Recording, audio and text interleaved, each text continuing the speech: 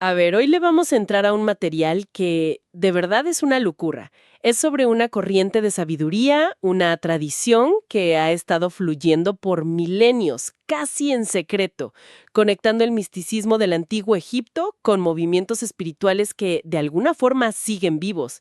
Y lo más increíble para mí es que los textos insisten en que no hablamos de ideas polvorientas, sino de un río vivo. Un río que al parecer ha nutrido a mentes brillantísimas a lo largo de la historia.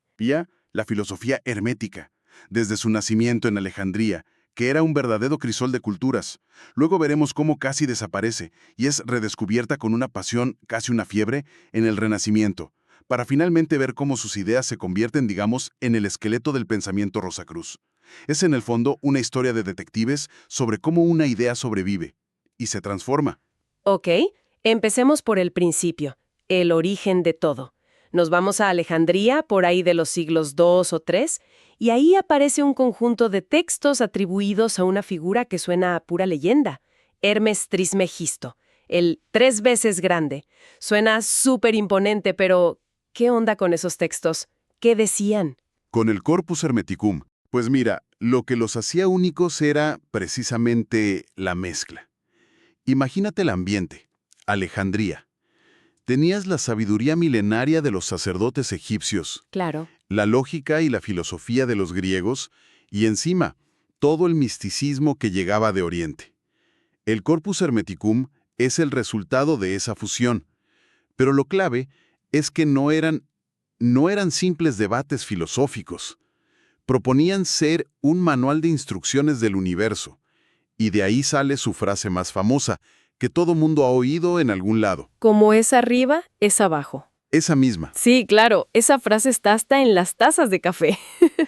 Pero, ¿qué significaba para ellos? Porque hoy suena a frase de superación personal, pero dudo que ese fuera el punto, ¿o sí? Para ellos era un principio cosmológico, literal. Significaba que el universo no es un caos, es un todo ordenado y conectado.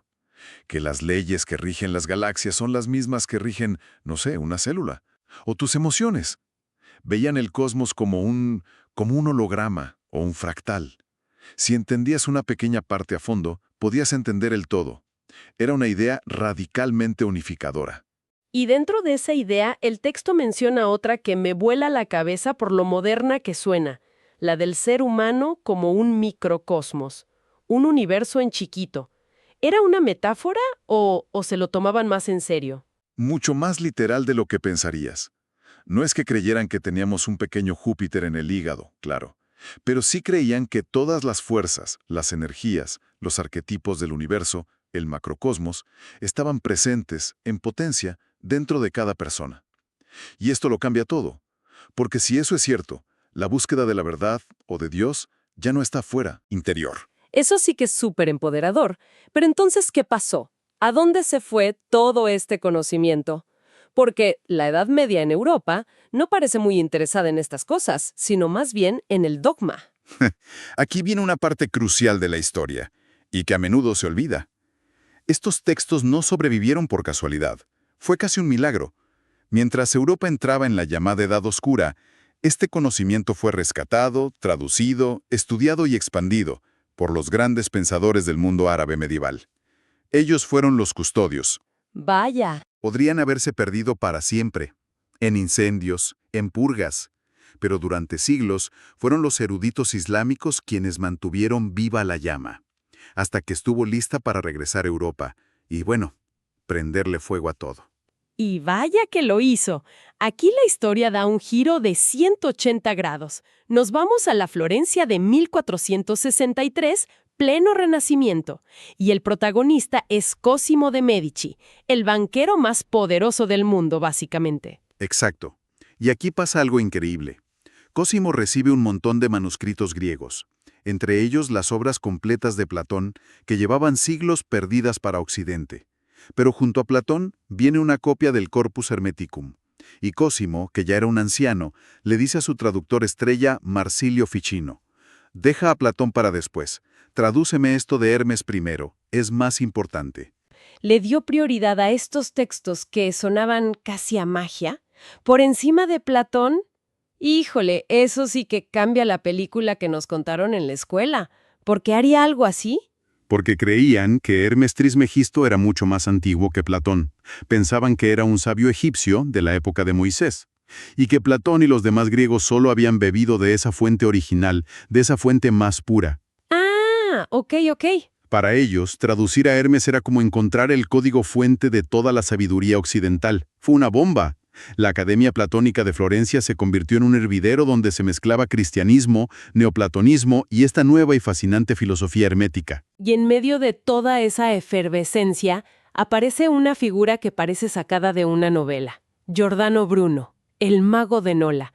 Este tipo agarró las ideas herméticas y le subió el volumen al 11. Totalmente. Si los académicos de Florencia estaban fascinados, Bruno estaba poseído por estas ideas. Él las sacó del círculo de estudio y las convirtió en una cosmología revolucionaria y, para la época, súper peligrosa. Empezó a predicar sobre un universo infinito, sin centro, con infinitos mundos habitados. Y no solo eso, decía que este universo infinito era un solo organismo vivo, animado por una mente divina universal. O sea, cuando la Iglesia todavía se peleaba por si la Tierra giraba alrededor del Sol, este tipo ya estaba hablando de un universo infinito y consciente. ¿Cómo no lo tomaron por loco al instante? Bueno, más allá de lo evidente. Es que para él no era una teoría científica, era una revelación mística. De hecho, hay una frase suya que es dinamita pura, para esa mentalidad y hasta para la nuestra. Decía algo como, no es la materia la que genera el pensamiento, sino el pensamiento el que genera la materia. Uf, qué fuerte. Le da la vuelta por completo a nuestra visión materialista. Para Bruno, la conciencia es lo fundamental, no un subproducto. Entiendo la fascinación, pero siendo honestas, desde hoy, mucho de esto suena a una mezcla de genialidad astronómica con, misticismo sin base. La gente de la época distinguía entre la cosmología y lo que hoy llamaríamos pensamiento mágico. Es una excelente pregunta. Y la respuesta es no lo hacían. Para ellos no había una línea clara entre ciencia, filosofía, magia y religión. Robert Flood, otra figura clave, era médico, astrónomo, músico y alquimista, y para él todo era parte de lo mismo. Descifrar el mundo. Exacto. Descifrar el lenguaje de Dios. La audacia de Bruno fue tomar estas ideas que se susurraban en círculos cerrados y gritarlas en las plazas públicas. Y claro, eso tuvo un precio. Un precio altísimo. Lo quemaron en la hoguera en 1600. Pero como suele pasar, su muerte no apagó sus ideas. Al contrario, las convirtió en leyenda. Su martirio lo transformó en un símbolo de la libertad de pensamiento contra el dogma. Y esas chispas de su hoguera no se apagaron. Volaron y cayeron en un terreno muy fértil que se estaba gestando en otro lugar, en las sociedades secretas y los círculos de pensadores de toda Europa, sobre todo en Inglaterra y Alemania. Y aquí es donde la historia se pone todavía más misteriosa. Dejamos las academias y nos metemos al mundo de las logias masónicas, las fraternidades secretas del siglo XVII y XVIII. ¿Cómo encaja el hermetismo ahí? Lo que vemos es un proceso de institucionalización.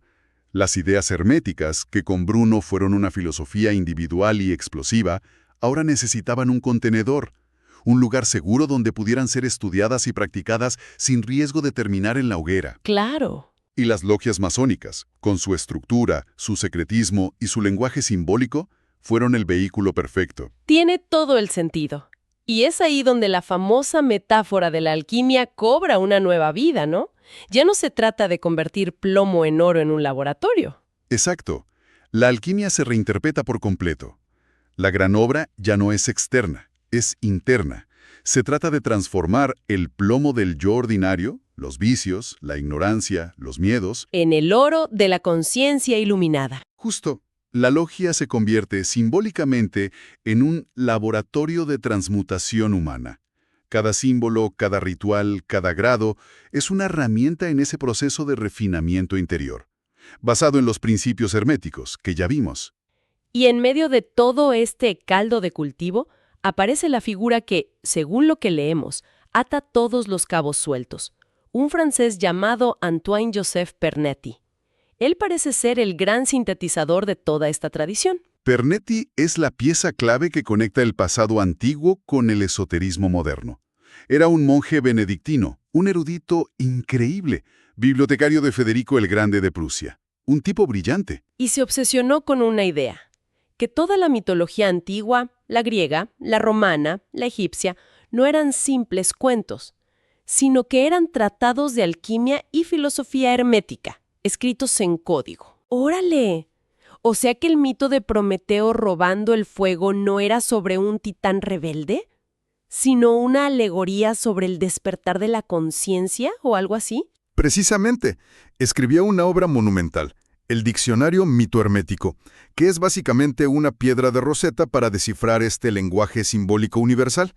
Lo que Pernetti intentó demostrar es que bajo la superficie de todas las grandes tradiciones de la humanidad latía un mismo corazón. La filosofía hermética. La misma verdad.